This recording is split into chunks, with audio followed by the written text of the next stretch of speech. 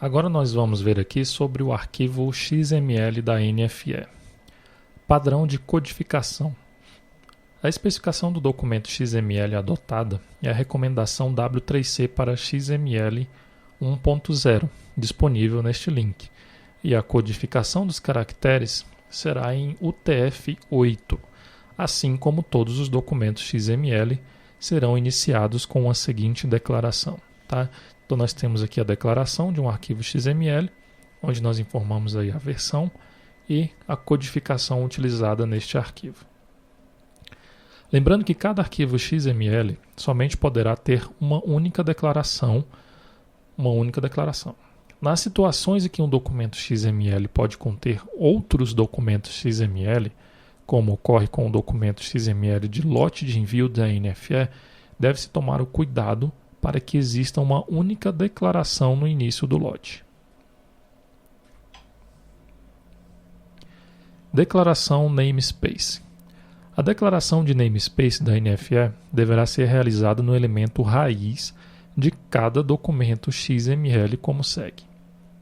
Então eu tenho aqui o elemento raiz NFE, tá? E cada elemento NFE deve conter a seguinte declaração namespace, que é o XMLNS, né, igual a http://www.portalfiscal.inf.br/NFE. Não é permitida a utilização de prefixos de namespace. Essa restrição visa otimizar o tamanho do arquivo XML. Assim, ao invés da declaração NFE e o namespace, deverá ser adotada a seguinte declaração: NFE, XMLNF e o namespace. Tá? A declaração do namespace da assinatura digital deverá ser realizada na própria tag Signature. Então aqui nós podemos visualizar um exemplo de um arquivo XML da NFE. Tá? Nós temos aqui a tag env.nfe. Tá? Dentro dessa tag env.nfe, que é uma tag de envio de lote, né, da NFE, nós temos aqui o ID do lote, que identifica aí o ID do lote, né, a identificação desse lote, e temos 3 NFEs. Tá? Dentro de cada NFE é necessário ter uma tag Signature e a sua tag inf.nfe. Ok? A tag Signature deve ter aqui o seu namespace declarado. E cada NFE tem a sua própria tag Signature. Cada NFE tem seu próprio elemento Signature e cada elemento Signature deve ter o seu namespace declarado da forma que está sendo visualizado aqui. Ok? Otimização na montagem do arquivo. Para que o arquivo gerado não fique muito grande ao ser enviado para a Cefaz, alguns aspectos devem ser analisados no momento da geração do arquivo XML. Não incluir zeros não significativos para campos numéricos. Não incluir espaços no início ou no final de campos numéricos e alfanuméricos. Não incluir comentários no arquivo XML. Não incluir anotação e documentação no arquivo XML, tag annotation e tag documentation. Não incluir caracteres de formatação no arquivo XML, como line feed, carriage return, tab e caracteres de espaço entre as tags. Validação do esquema.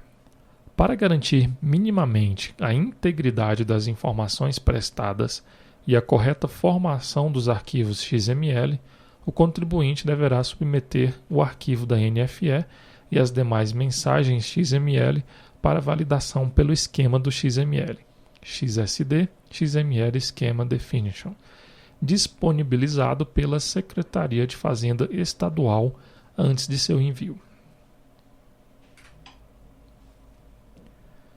Tratamento de caracteres especiais. Todos os textos de um documento XML passam por uma análise do parser, que é um analisador específico da linguagem.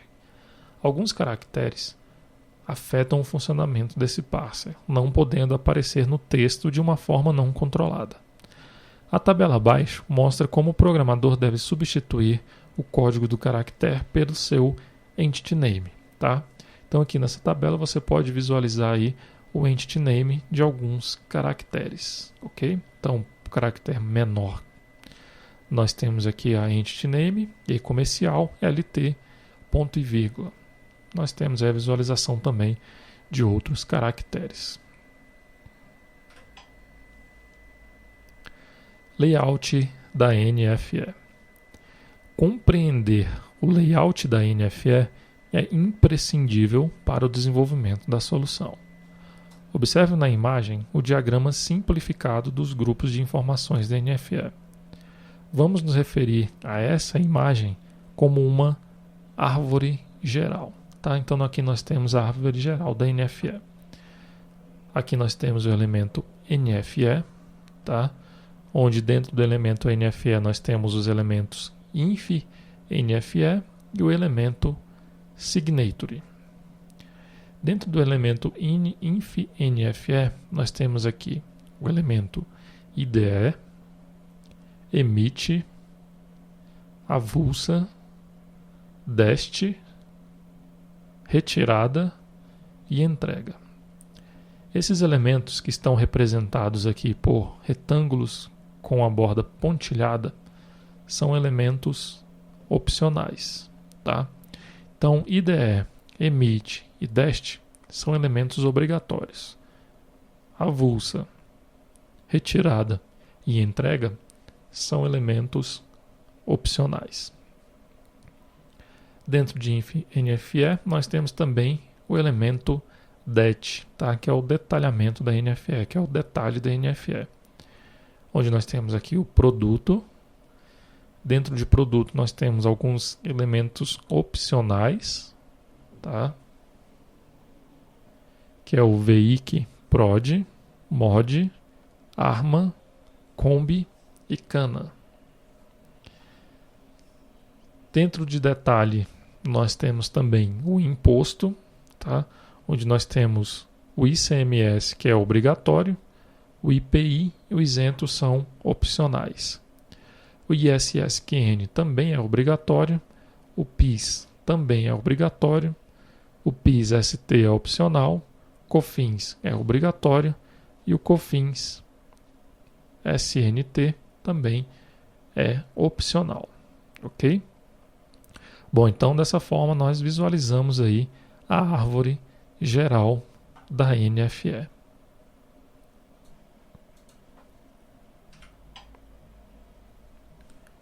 Observe como as informações estão organizadas como numa árvore. Veja na tabela abaixo o layout de dois elementos do grupo de informações visto anteriormente. Tá? Então nessa tabela aqui você pode visualizar o elemento NFE, tá? Que é a tag raiz da NFE.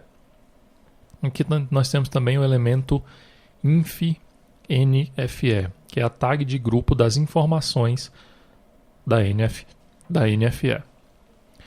Vamos compreender o que quer dizer cada uma das colunas deste layout.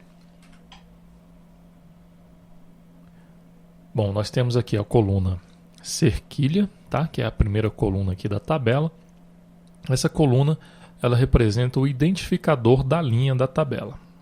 Se nós voltarmos aqui na tabela anterior, nós podemos ver aqui que nessa outra tabela nós temos aqui as linhas, né? 1, 2, 3 e 4. Tá? Então essa coluna aqui ela vai representar a linha da tabela.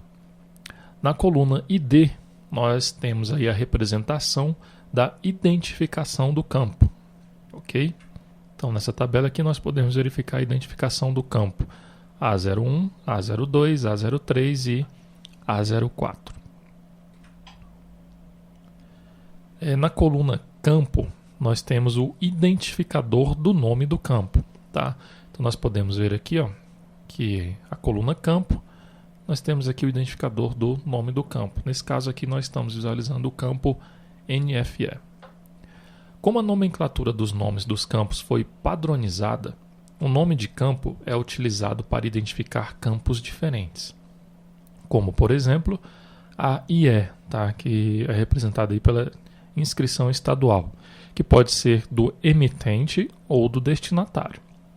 A diferenciação dos campos é realizada considerando as tags de grupo, tá?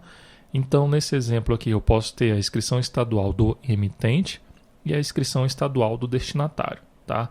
E vai ser representada pelo mesmo nome de campo, que no caso vai ser IE. Só que a IE do emitente vai estar no grupo emitente e a IE destinatário estará dentro do grupo destinatário. Coluna L, que representa o elemento, tá? O elemento é um campo básico da informação do documento XML. Observe a imagem abaixo, que é essa imagem que nós estamos visualizando aqui.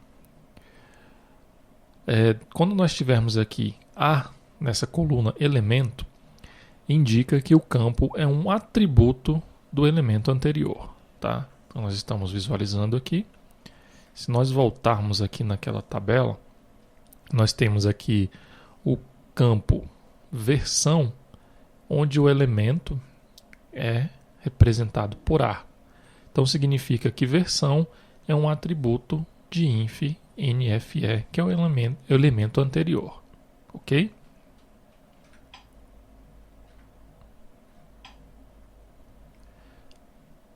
Continuando aqui então, se nós tivermos aqui na coluna L o valor E, indica que o campo é um elemento, tá? Então nós podemos visualizar aqui na imagem, nós temos um E aqui nós temos outros dois, e aqui também nós temos outros dois elementos. CE. Aqui na imagem nós podemos visualizar aqui o CE. Ele indica que o campo é um elemento que deriva de uma escolha, choice. A opção choice é utilizada para elementos de informação mutuamente exclusivos, como é o caso do CPF e CNPJ dos dados cadastrais, para o qual deve ser informado o CNPJ ou o CPF, tá? Então, quando eu tenho ali a indicação CE, significa que será uma escolha, né? Uma choice. E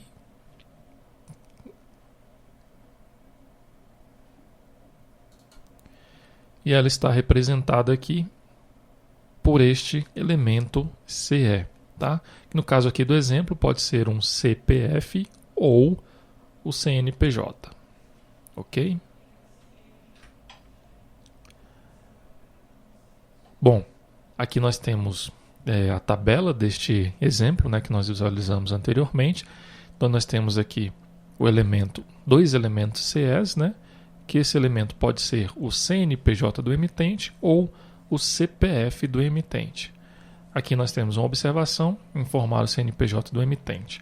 Em se tratando de emissão da NFE avulsa pelo fisco, as informações do remetente serão informadas neste grupo. O CNPJ ou CPF deverão ser informados com zeros não significativos, tá?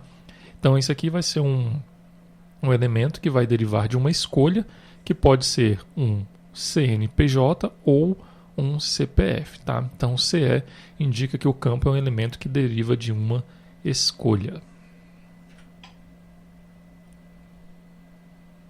Nós temos aqui também a opção G, que indica que o campo é um elemento de grupo, ou seja, este elemento vai agrupar outras informações dentro dele.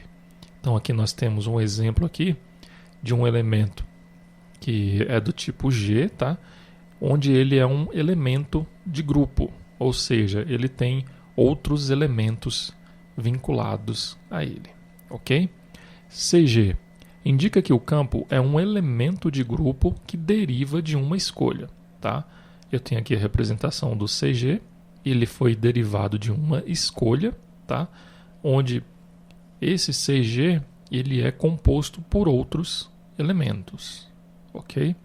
Então CG é um elemento de grupo derivado de uma escolha e que é composto por outros elementos. ID indica que o campo é um ID da XML, tá? Nós estamos representando o ID aqui na imagem por este elemento. RC indica que o campo é uma key constraint, é uma restrição de chave para garantir a unicidade e presença do valor. Então nós vemos aqui logo abaixo, aqui na imagem, que nós temos aqui um RC, tá? Que é uma restrição de chave. Nós temos aqui a coluna pi, tá? Essa coluna pi indica qual é o elemento pi deste elemento, tá? E nós temos aqui a coluna tipo. Quando nessa coluna tipo nós tivermos a letra N, significa que é um campo numérico. Quando nós tivermos a letra C, significa que é um campo alfanumérico. Quando nós tivermos aí a letra D, significa que é um campo do tipo data, tá? Coluna ocorrência, que no caso é essa coluna aqui, onde nós temos x traço y, onde x indica a ocorrência mínima e y a ocorrência máxima. No caso aqui da tag NFE, do elemento, né, do campo NFE, nós temos a ocorrência aqui 1-1. Significa que ela deve ocorrer uma única vez e no máximo uma vez, tá? Então 1 é o mínimo que ela deve ocorrer e 1 é o máximo que ela deve ocorrer. Então ela só pode ocorrer aqui uma vez. Poderíamos chamar essa coluna de cardinalidade. Coluna tamanho, XY, onde x indica o tamanho mínimo e y o tamanho máximo. A existência de um único valor indica que o campo tem tamanho fixo, devendo-se informar a quantidade de caracteres exigidos, preenchendo-se os zeros não significativos. Tamanhos separados por vírgula indica que o campo deve ter um dos tamanhos fixos da lista. O tamanho máximo dos campos tipo C, quando não especificado, é 60 posições. Coluna DEC indica a quantidade máxima de casas decimais do campo.